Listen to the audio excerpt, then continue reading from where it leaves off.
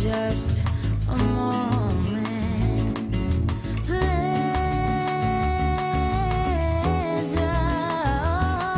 can I believe the magic in your sight? Will you still love me tomorrow? Yeah. Tonight with words unspoken,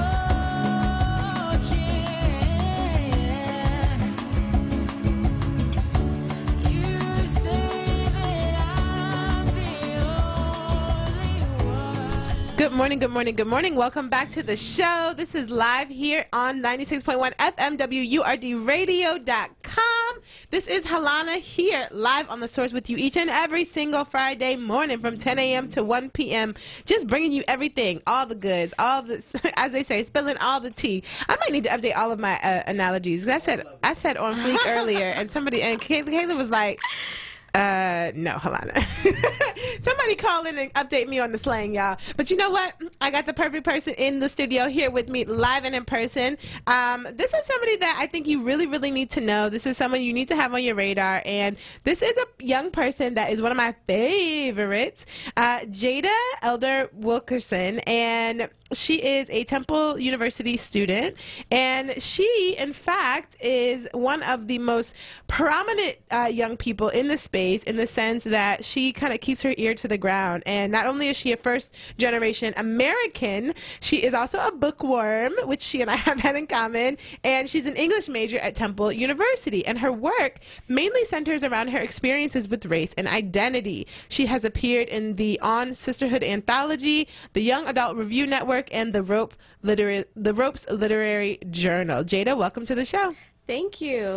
You're welcome. You're welcome. I'm super excited. So we have so many things to talk about, and y'all know I talk about intergenerational conversations and how important it is to have young people in the mix and really engage millennials in the conversations, because 70% of the population is millennials. And if we don't encourage intergenerational conversations and we're bridging the gap from the elders to the middle elders, I don't know, to the younger people, to the babies, we're going to miss out on what's possible, right? We need that collective, you know, awareness. I always say genius is in every part of the room, right? And so we need to make sure we're platforming and elevating the voices every single time in every single way that we can. So you can count on me to always be bringing somebody to the space to cross the cultural lines and cross the conversational lines. And that is Jada here with me right now. Hey. So I feel like you're like the report on the street. Oh, you yeah. know, the street beat. Yeah. I got all the 80s terminology going gosh. on. What is going on right now for you? I guess tell folks a little bit more about you. How old are you? Like, you know, tell us a little bit more about your family background and, you know, your perspective of what you bring to the space. Sure. My name is Jada. I'm a Temple English major. I'm a junior now. Yeah. Yeah, I live right on campus, North Philly. Born and raised there. Yeah. And your Social parents media. are both immigrant for your first generation, right? Yeah, first generation. Guyanese. Went to Guyana over the break, and it was awesome. Wow. Had a lot of fun. Yeah. Oh my gosh, sounds amazing. Yeah. And actually, I really don't think the gap between generations is as big as we think it is, or as bad it has been in the past years. If you think about, like, the generations that had the Black Panthers, where the Black Panthers were college students, and their parents were the direct results of, like, Reconstruction, and who just got out of sharecropping and slavery. That was a huge, huge gap between the idea of, like, strict and even violent revolution if necessary, and then their parents who are pretty much grateful to not be in such a dire position anymore. And that was a really strict generation gap, and that was a strict, like, difference in policies. And then I think between Gen X and their parents, the silent generation, that was a huge gap with like rock and roll and a lot of introductions into different things, and their parents were really freaked out. But I think now we see the generation gap is definitely not as big as we think it is, and definitely not that bad. My mom has a Facebook, my mom has an Apple Watch, like my grandma has a Facebook. Like we're all pretty much doing the same things. And I think the idea that social media is for young people is way outdated, and I think everyone's pretty much on the same wave right now. Wow. Yeah. Wow. I love that you said that. I love that you said that. I think that's so great that you said that, because a lot of people still feel the divide, and what if by talking about the divide we're creating a bigger one, right? What if it doesn't exist? What if we're trying to create dissociation? What if we're trying to say, oh well, those young people are doing things differently, or you know, the way we do things was the right way, right? What if all of that is just mystique? What if all of that is just fog? Yeah. And actually, to your point, that there is no divide in the way that we're perceiving it. And in fact, we're more connected than ever, right? By using the technology across the board. And I think a lot of the older generation that might be listening right now, they probably do have some form of a cell phone that's mobile, that's not attached to their house line anymore, which is part of that technology. And it's actually 91% of Americans have mobile smartphones, and it's not even just young people. It's across the board. Exactly. Exactly. Yeah. So in your space, you know, because you're a college student right now, you know, and you're working through your junior year, what are some of the conversations that like you and your friends are talking about? What are some of the things that are like hot topics on the mind? Some of the big debates, you know, that you guys are talking about amongst your friends? Well, the first one, I think it was last night or early this morning, but Lil Nas X, he was an artist who created a country song with a trap beat called Old Town Road. Now, it was gaining a lot of traction, and I think it made it to the top 20 of the Billboard chart. It was like number 18. Yeah, it was really climbing the charts, and it was a young black male who you would expect to kind of make trap music. He made a country song, and it did kind of have like a few trap elements, but overall, like if you heard it, it's a country song. Right. Billboard, however, actually withdrew the song from the charts because they said it didn't have enough country elements. Interesting. And that really upset Twitter and myself, because it seems like rap and hip hop are accessible to anyone of any race, including white people mostly, can make a hip hop song with a beat and not even have a lot of the core hip hop elements like rhythm or lyricism or like any message at all, and it's still considered hip hop. Anything is considered hip hop. It's accessible to anyone. But country, it's still very guarded, and they withdrew this song, which was very popular and honestly a really great song. Yes. So Lil Nas X, he didn't stop there. He actually got Billy Ray Cyrus on the remix. Yeah. Oh. Yes, and now Billboard is actually promoting the song now that Billy Ray Cyrus is on it. How interesting. Yeah, and it kind of brings up the conversation about what aspects of music are accessible to everyone and what black people have access to, rather than and what white people feel that they have created, that they are kind of barring everyone from it. Because you remember Beyonce, when with the Dixie Chicks, she had that performance last year, and they pretty much withdrew that whole performance from the website because people were saying it wasn't country, even though Beyonce's born in Houston. Beyonce has a country music background. So it's kind of like, why is it considered that black people do not have access to the creation of country music, when in a way, I'm pretty sure the founding of country music had a lot to do with black people. Exactly, exactly. Interesting. You know, so Billy Ray Cyrus is Miley Cyrus's dad. Yes. And as you were telling me on the break, she became famous because her dad was actually a huge hit country western music star. Yes. And then that's where she kind of garnered her fame, and she kind of faded out in some ways, and he still has remained quite relevant enough to be. And I think I saw the music video. Wasn't the music video of that song really kind of like social justice a little bit. Didn't he make a music video? Lil It Nas just X? came out. I haven't seen Oh, it. okay, For the remix or the original song? The original. I'm not sure. Okay, Yeah, I thought yeah. I might have seen the music Uh-huh. video of it because it was actually really good. Okay, yeah. Yeah, but it was like you said, it was jarring because you're like, wait, black people make country music? Yeah, exactly. And right. also, black people listen to country music? Yeah, right. All of which are true. Yeah, of course. So, like you said, it begs the question, as black people, what elements of our identity can be so fluid? Right. Why do we have to be, or do we have to be, or in what ways have we accepted being put into boxes when it comes to, let's just say, for example, our taste in music? Right. Right? Yes, exactly. And what are your opinions on that around like identity? And I know a lot of the listeners like were in college many, many years ago, like 10, 20, 30 years ago. So what's happening on college campuses now and what the college campuses even look like and the conversations happening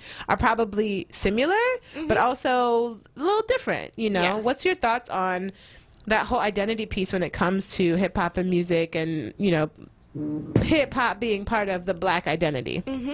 Well, again, if we're going to technically have gatekeepers to music to say what music is for country music, why isn't the same standard held for rap and hip hop? I feel like anything can pass for a rap song and no one really says anything. I've heard things that aren't even there are core elements to hip hop, right? I think there were like 5, right? Yeah. It's like graffiti, breakdancing, rap.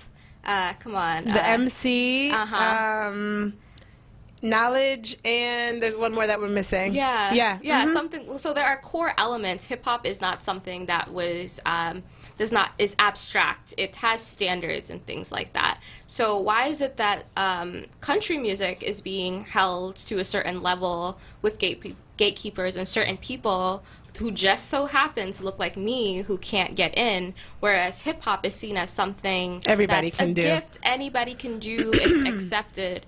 So if that's the case, maybe either we be more mindful of what we consider hip hop and what we allow in our spaces, or we say that art is accessible. Art is accessible to anyone and anyone can participate. I think that's a great point. I think that's a really great point.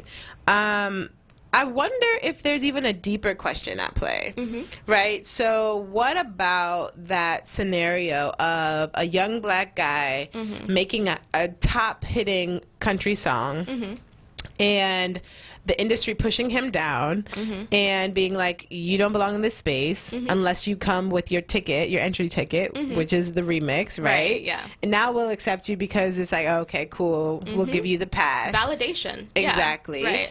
What does that say about, like take out those specific context elements? What if you took that whole kind of framework and put it in another space? Is there a deeper question that, like, why does that upset people? Is it less about a black person going into country music and more about something a little bit deeper?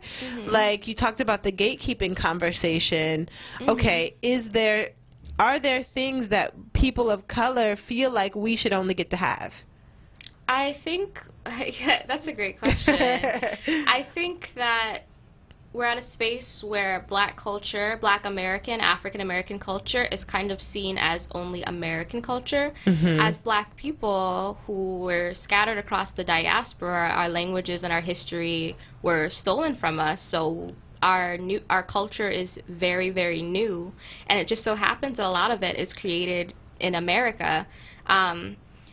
Black people who were placed in the Caribbean, they have created their own culture, like soca, dancehall, reggae. But at the same time, it's considered mostly theirs.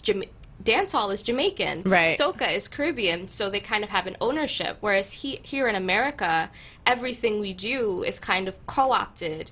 You see our slang is used and on the news, and Right. we've seen the video of the news anchor doing the hip hop dance, and everyone's cheering and things like that. So even though we've created a new culture here, it's still not seen as exactly ours, and it's accessible to everyone.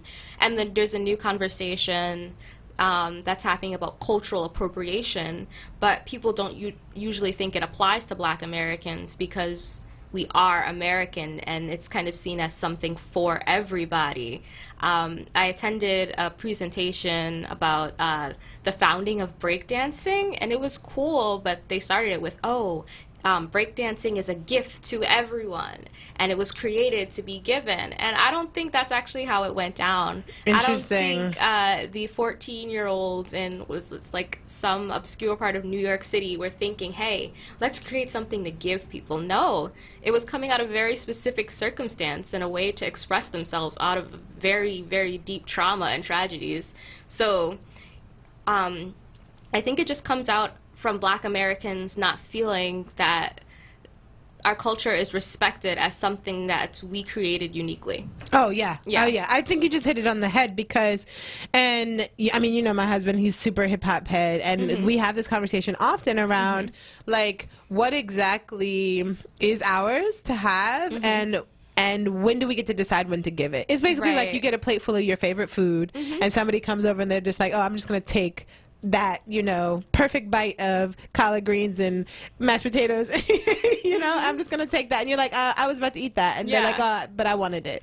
Right. That's sometimes I think how Black Americans feel with culture, like the cultural appropriation conversation. Exactly. It's like, let me give it to you. I might have gave you that bite anyway, but give me the chance to. And I think that's where a lot of those Twitter conversations pop off. Yeah. The Instagram memes go crazy because everybody is upset. Yeah. It's like we don't get to have anything of our own, and yet we have to stay 10 steps ahead of the co-opter because we still got to create something that feels reimagined, that feels deeply connected to our experience. My next thought about it is, you mentioned something really key, which is the tragedy and the trauma that has birthed some of the most beautiful art that we've ever known. I remember there was a Basquiat painting that got sold for like multiple millions of dollars to this like Japanese artist collector. You know what I'm saying? Yeah, and it was just like, really, dude? Like, why do you want that? Right.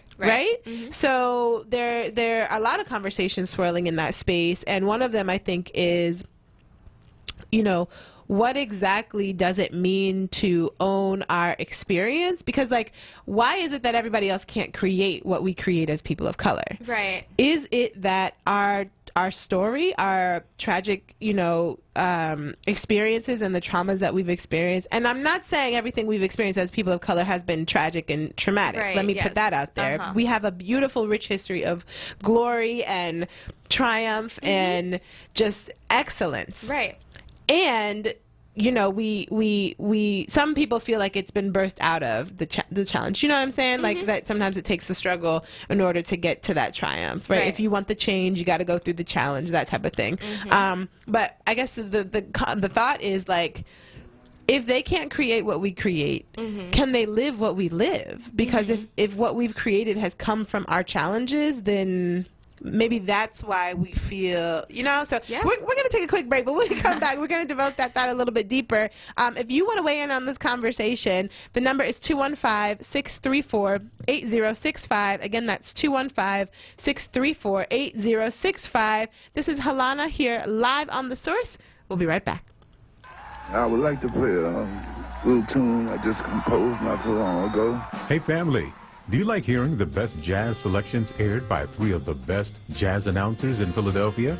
Well, tune in to 96.1 FM, 96.1 FM, and 900 AM, WURD Radio, independent black media, for Freedom Sounds of Jazz. Freedom Sounds of Jazz. Hear Freedom Sounds of Jazz 10 p.m. Fridays with your hosts in rotation, Aquila, Jonathan Bay, and David Fritz.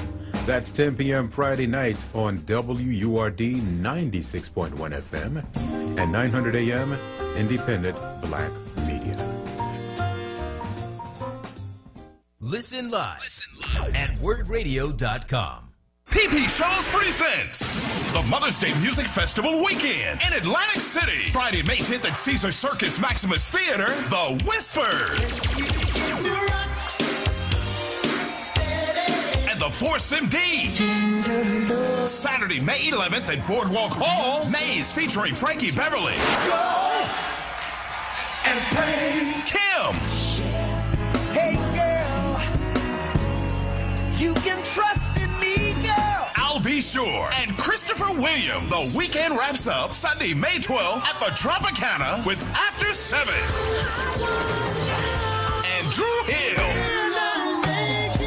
3 shows in 3 nights. Log on to ppshows.com for information about discounted hotel rooms, 2 big after parties, and brunch. Tickets to all the concerts can be purchased at Ticketmaster.com. Mother's Day weekend. Atlantic City is the place to be with 3 big concerts. Be there. You're listening to The Source on Word Radio, 96.1 FM and 900 AM WURD.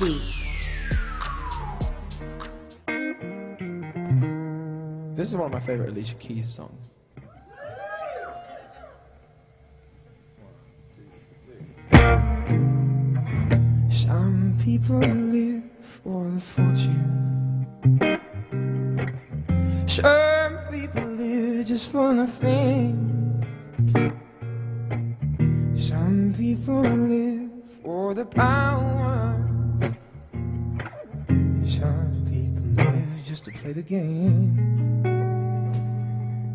Some people think that the physical things define what's within, but I've been there before, and that life's humble, so full of the superficial.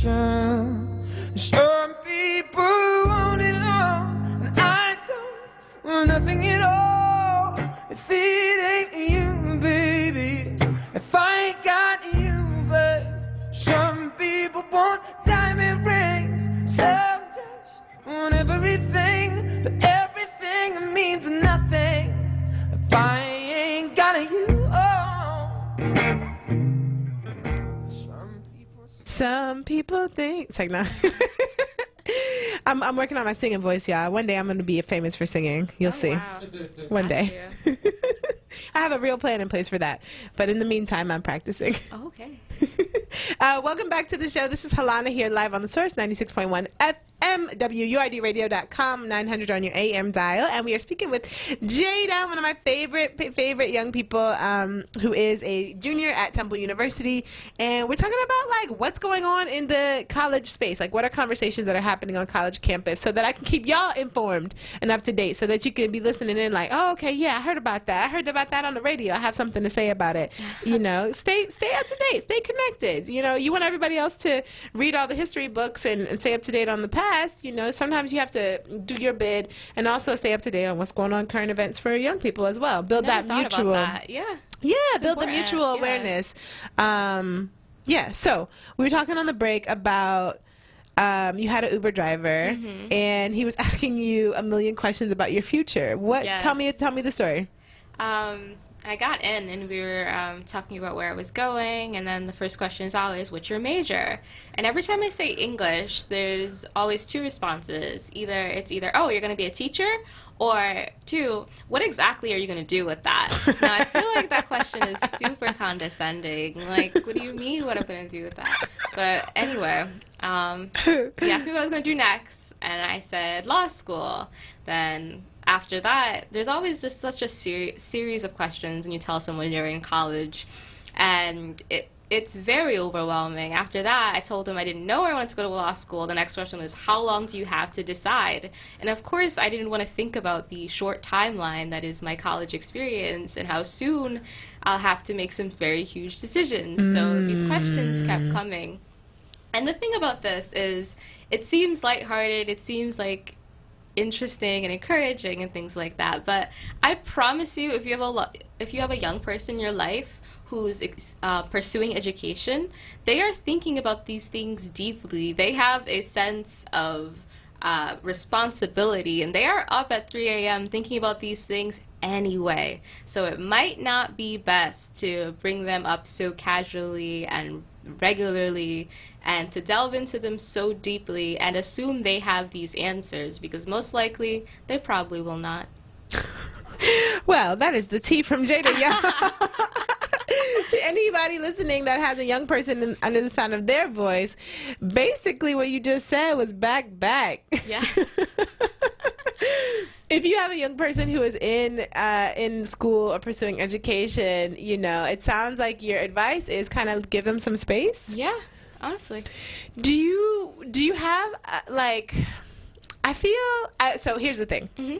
I must confess, I have definitely been that person that's like, oh, this and this is happening. So what's going to happen with this? What do you think about that? Did you think about this? Did you think about that? Oh, I have a network. Let me connect you to this resource. Let me tell you about this person. Let me text you this person and connect them with you. Or, oh, I had this experience.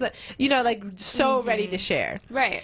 And I know that, I hope it's been warranted, right? It's been well accepted most of the times where I've decided to engage deeply with a young person about their future. Right. But I feel sometimes like, why have I lived all these experiences if I don't tell somebody about them, if I don't share them in some way? And for most people who may not write a book, right, who may not create a film, who may not create like a legacy event or, you know, do something where they're going to pass down these stories, I feel like in the moment, we think, okay, this is a great teaching moment. Let me share this, whatever, resource or expertise, because you never know. It's like the each one, teach one. You never know what little moment might change a person's trajectory, like the butterfly effect. You know what I mean? Like what little thing that you see that might spark your interest in something else, that something else is something else that grows into something meaningful.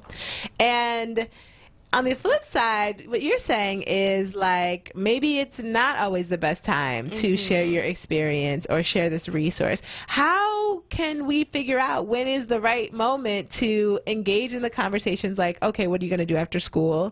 What are you going to do with that degree? Because even though it might be a condescending question, it is a real concern and a question. Is it that he doesn't was the question inappropriate because he was your Uber driver and you're like, you don't have any stake in my life and why do you care? No, not exactly. I think it just goes into, I guess, the devaluing of liberal arts majors. I don't think he would have asked if I was like engineering. Yeah, stuff like that. And it's just like, first of all, I'm old enough to know that you don't just have to do one thing with your degree. We live in an age where people have multiple jobs throughout their lives. So doing one thing with a degree is a myth. You're probably going to have plenty of jobs. And with majors like English, you can do a lot. You can pretty much do anything with that. So just the idea of, the idea that liberal arts majors aren't employable, I get that all the time. There was a point where, with another Uber driver, there was a time where I was an English and philosophy double major, and I unfortunately had to scale back. But when I told him, he was like, "Oh, you're double unemployable." I'm like, "Wow!" Oh, dang! Says the guy driving an Uber. That's crazy. It's not you're even double unemployable. Yeah, that's a little much. Exactly. So I think I think liberal arts majors everywhere will agree. Yes, I was also a liberal arts major by getting my degree in linguistics. Right. And so English what are you gonna and do with that? German What did you and do with Arabic and that? Spanish and all these things. Oh my God, yeah. But at the time I was like, oh, I'm going to be a translator. And then it like kind of shut the conversation down. Yeah, that's but then easy. I got into translation work and I was like, yeah, no, this is not going to work. You know what I mean? And so rebounding. It does take, at one point I was a car saleswoman, I guess, which I don't think a lot of people know that. And I remember when I got the interview and I could feel it was like a series of long interviews. And then like the last like third or fourth interview, I met with like the CEO or whatever of the company, and he asked me like a question and I was like, I don't think I'm gonna get this job. I thought in my head. And so I had this like rebuttal interview question that I asked him, and I was like, one last question. And I was like, is there anything about my interview today that is that I can clear up for you that would make it a no-brainer for you to give me this job? Something like that. Because I was like, something's not clicking. He was like, actually, yeah. He was like, I just don't see how a linguistics degree is going to help you sell cars. Right. And I was like, boom, I got your answer. And I said to him, I was like, well, here's the thing. Sales is all about relationship building. And that's all a linguistics degree was. It teaches me language, teaches me culture, teaches me people, teaches me how to observe and connect. And I was like, so I can take those skills literally anywhere, and that will make me a fantastic car saleswoman. And he was like, all right, you got the job. And I got the job in that moment. Wow. So to your point about, it's all about those soft skills and how aware you are of what you can do. And I think a little bit of exposure to what's possible helps because it kind of expands your thoughts, you know what I mean? And then you can Right. put the skills to work. So that's really, really interesting. One of the other things you said that I thought was really interesting is like the conversation that happens when you go back home and everybody at home is kind of interrogating. So maybe it's not an Uber driver and you're like, I'm never going to see you again, Right. likely. But when your family is deeply invested in your future, the pressures associated with that? Yeah, it depends what deeply invested is. I have a lot of family who has a lot of questions, but not a lot of financial assistance, you Oops. know? Oops. So if you're going to ask me what I'm doing when I'm home, then when I'm going back to school, I assume there should be support in what I'm doing, you know? So it has to go hand in hand. Wow, Jada is calling all the elders to the carpet right now. If you care, you care. Yeah, Point blank. care all the time. Yes, exactly. Yeah, I feel that. I think that for me in my life, I've had that experience where people have come in on the shine the light moments, Right. and they're like, "Oh, Alana, oh, that's so exciting, so great." And then when there's no light shining, and I'm like grinding in the dark, you know what I mean? Right. Working, building, assessing, like really in that figuring things out stage. It's like the numbers get dimmer and dimmer and dimmer and dimmer and dimmer, and then when you come back to the light, it's like everybody's like, "Ha!" And then Yes. when the light goes out, it's like, oh, yeah, oh, okay. You know what I mean? So it sounds like everybody can take some advice from that, Yes. right? If you want to be someone who is supported all the time, be someone who supports Yes. I agree. all the time. Yeah. What would you say are like some of the best ways that we can support the young people of today? A little overgeneralizing, I know, but Yeah. you know, you still speak for your experience. So, what are some of the ways that you feel like have been most beneficial to you being supported by, you know, folks that are older than you? I feel like not being placated a lot with politics and the things that are going on now. I hear a lot of times, "Oh, you millennials, you're so offended all the time." But if you actually like really look into the issues that we're caring deeply about, it's not so much as offense, but bringing attention. And I think a lot of people have created terms that just kind of placate young people. So I think just listening instead of always assuming that it's just hurt feelings and things like that. Interesting. Again, financial assistance is always a good one. And general encouragement, especially around, we're all pretty much going through the same things. College schedules are pretty much the same. Everyone's gone break the same time, midterms, finals around the same time. So encouragement goes a long way, and it's not that hard. Back to your point about the first point that you made of how we can support young people by not placating. Right. Can you go deeper into that a little bit? Just kind of break it down very simply. What do you mean? Or give an example where that happened and you were like, oh, it would have been more effective if this person had said this, or. Just the idea that young people are offended all the time, and that it's just when we're passionate about politics, people kind of spin it as our feelings being hurt, and it'd be about hurt feelings. A lot of people have taken the word triggered and turned it completely into something it's not. Okay. And like there's about 3 comedy specials out there headed by white men called Triggered, and it's pretty much them talking about how millennials are all so offended and triggered by everything, when really the word triggered is just terminology for something that's been around forever, Right. and just needed a term, just needed a word. So things like that, yeah. Interesting. Do you think that people who are not millennials like realize they're placating by making generalizations, or is it just something that's happening by nature of the way our world works? And for example, like, okay, baby boomers, and I don't know how baby boomers feel about it as a very general question, but everyone says like, oh, baby boomers are the hard workers and they survived the Great Depression, and you know, like the generational things are often gapped around like things that those people born in those years went through cumulatively or together. Even though everybody had an individual experience, there was a collective kind of consciousness of something happening at that time. You know what I'm saying? With millennials, right? On the other extreme, it's like, okay, you know, millennials, they are going through this destructive period, right? They're tearing down all the systems, and they're recreating things that we never heard of, like terms and identities and all these types of, right? So it's like, do you think that the placation that you sometimes have felt has been like intentional, or what was it a product of if it wasn't intentional?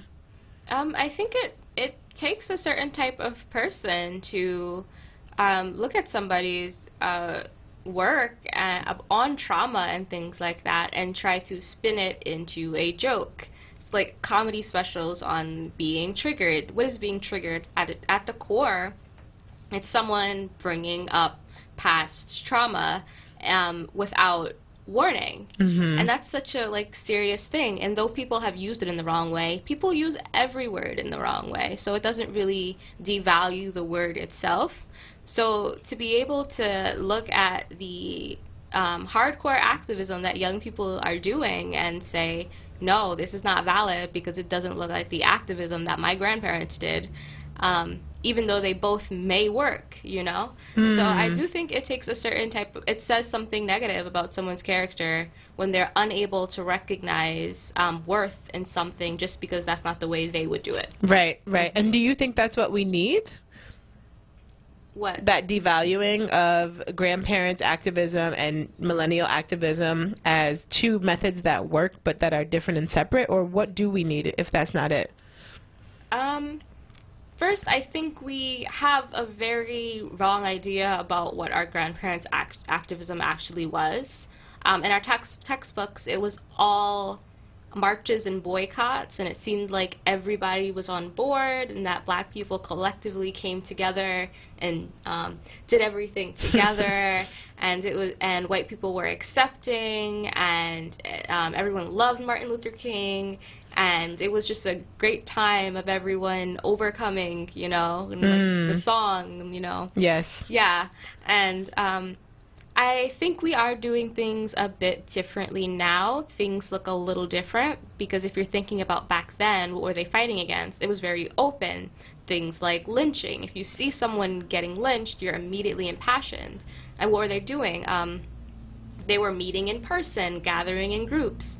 Whereas now we're kind of meeting online and doing different things, which has different strengths and things like that. So it's different, but at the core, it's exactly the same, and we're fighting for the same things. Yeah, yeah.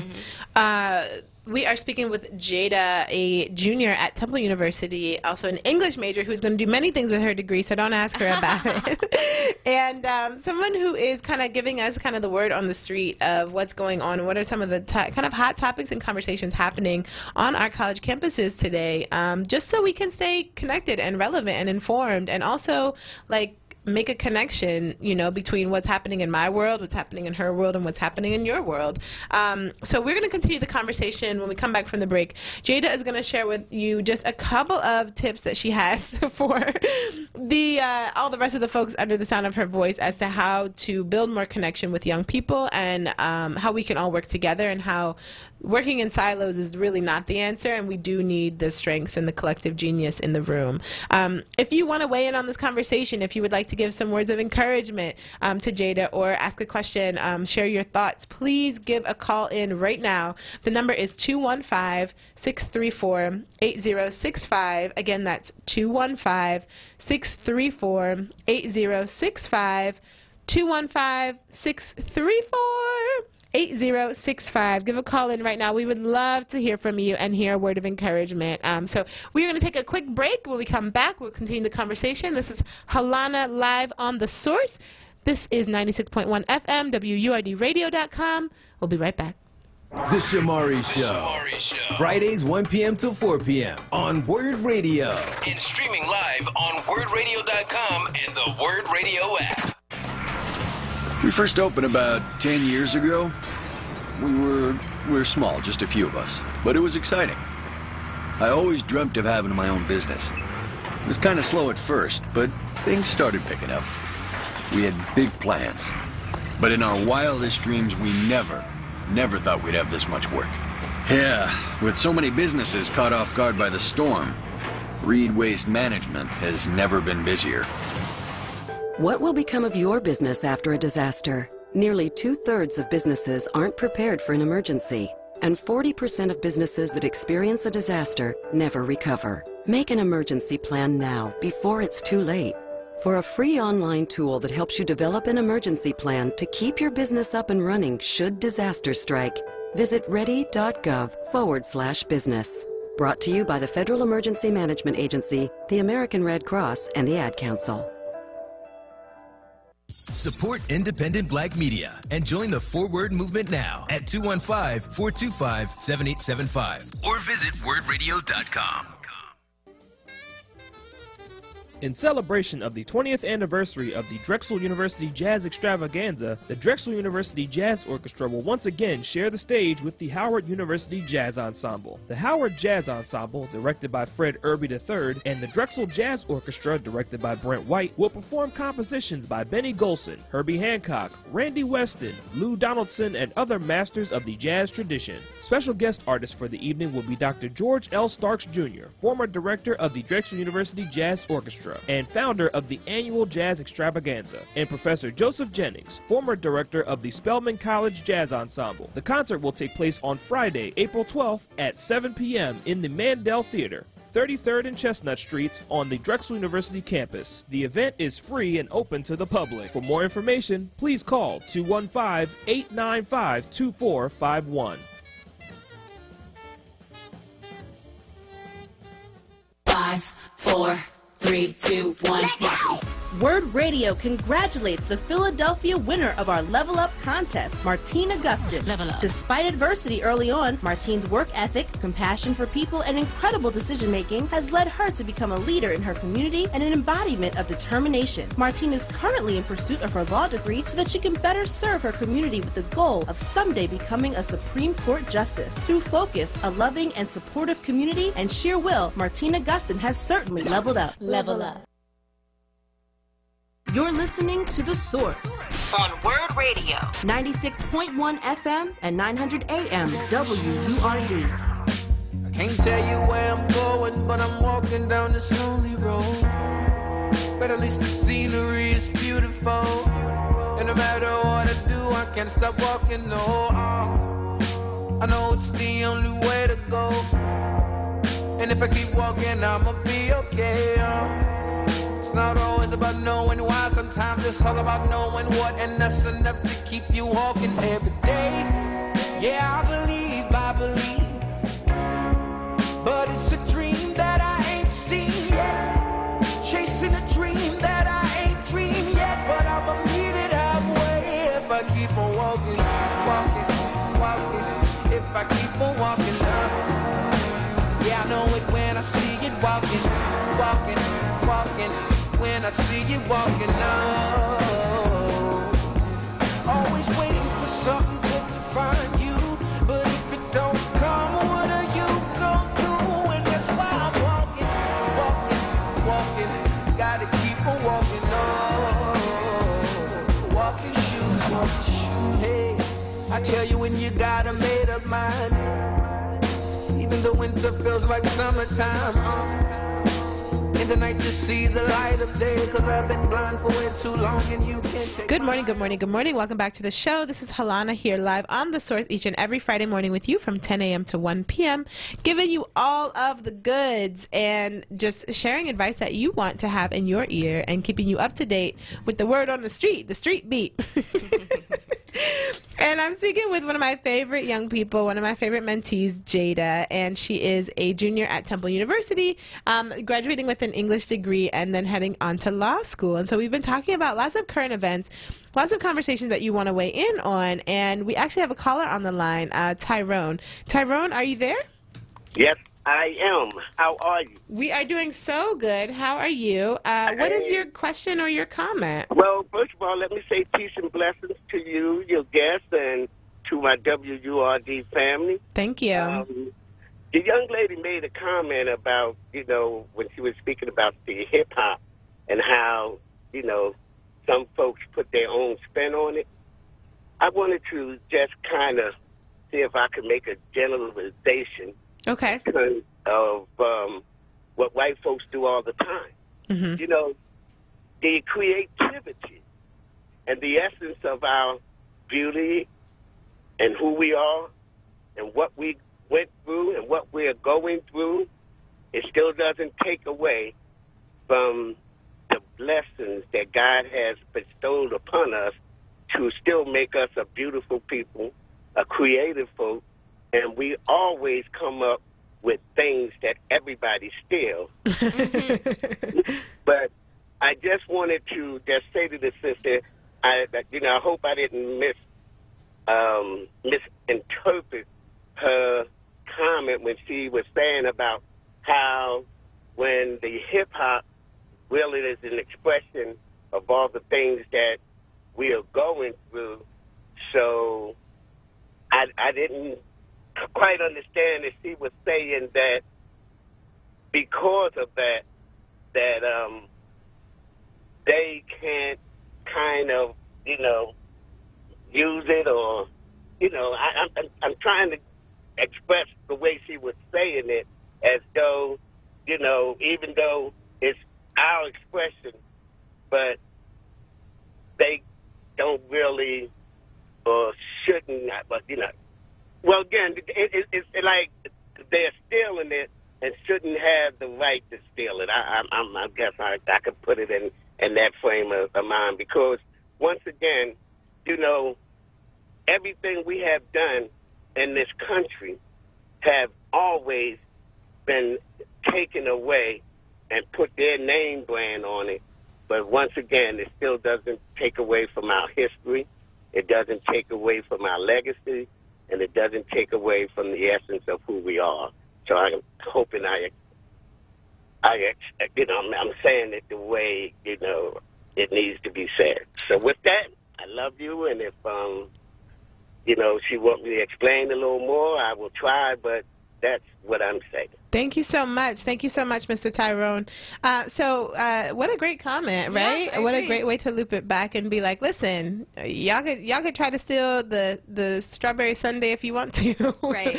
We just gonna make something even better. Yeah. I do agree that hip hop is a result of, a certain space and certain events and things like that. Now, I don't think that we can necessarily bar every other race from engaging with hip-hop because it's just so cool. Right. No one's ever going to stop listening to rap. No one's ever going to stop trying to rap. It's so cool and it's so huge and it's so fun that we couldn't possibly stop other people from engaging with it. And I don't think them engaging with it takes away from our greatness and our experience.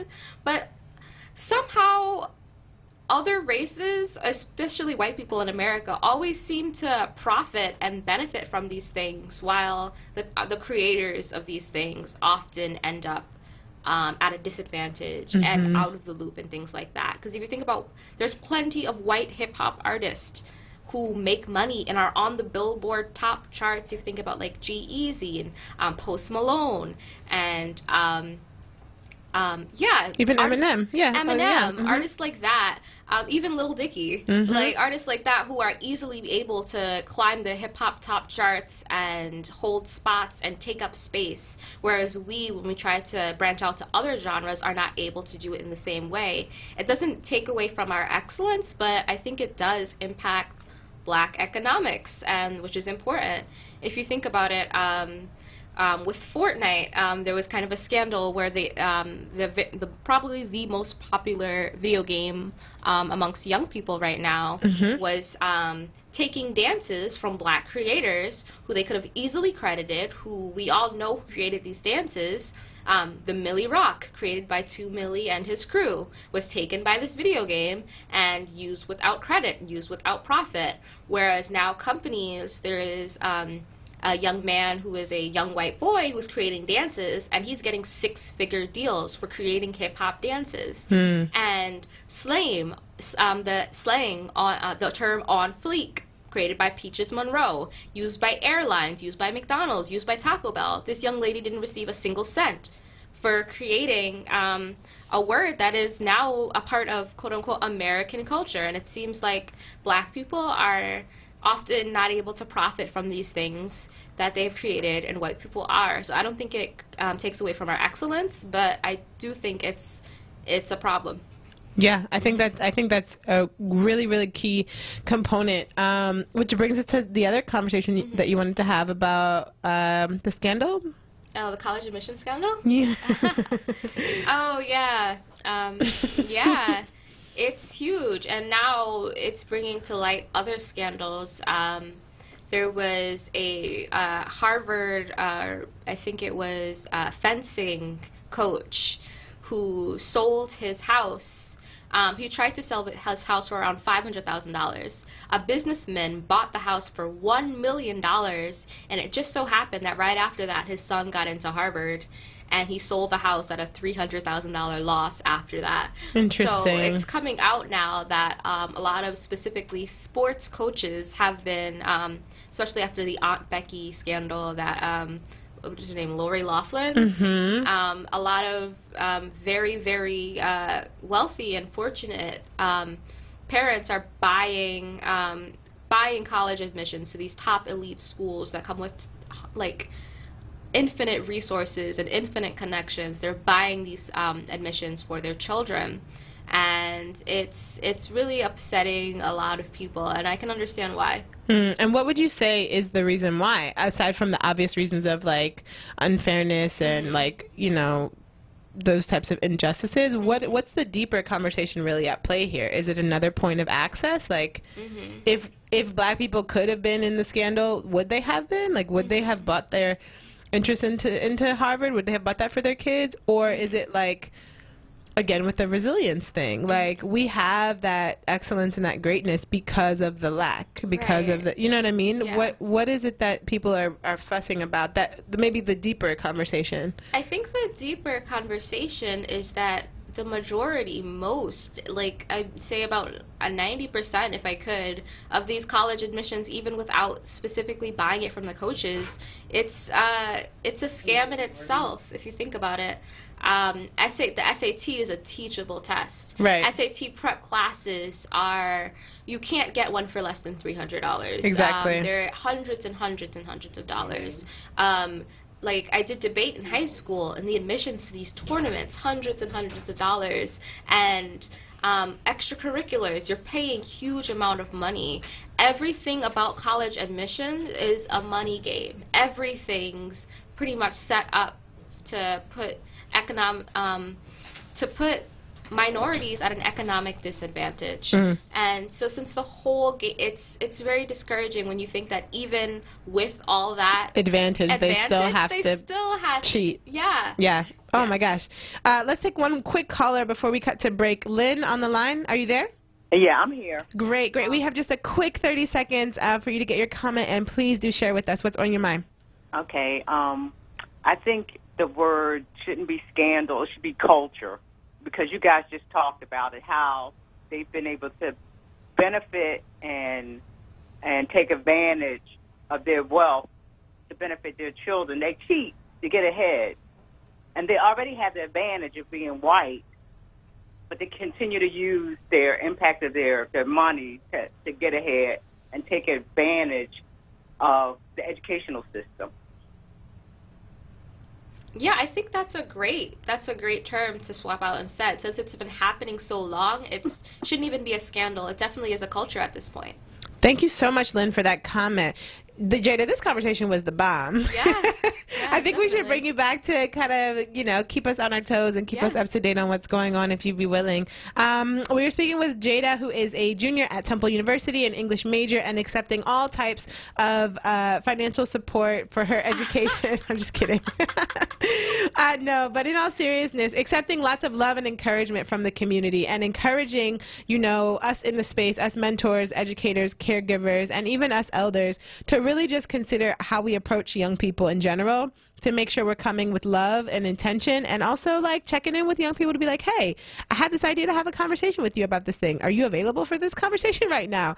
You know, being considerate and courteous of the fact that just because somebody's younger than you doesn't mean that they don't have all these things going on, that they're not dealing with stress, that they're not trying to figure things out, and that they're not deeply considering, you know, their lives every moment of the day, and may just need a hug, or may just need a smile, or may just need a cash app of $20 to help them get through the rest of their week. So do your very best to support and encourage our young people. We're going to cut to a quick break, and we are going to shift gears when we come back. We're speaking with a California-based video gamer turned arts and culture consultant and how he's been able to flip the game on social media and make millions of dollars. So this is going to be a great interview, so make sure that you do keep it locked. This is Helana here live on The Source each and every Friday from 10 a.m. to 1 p.m.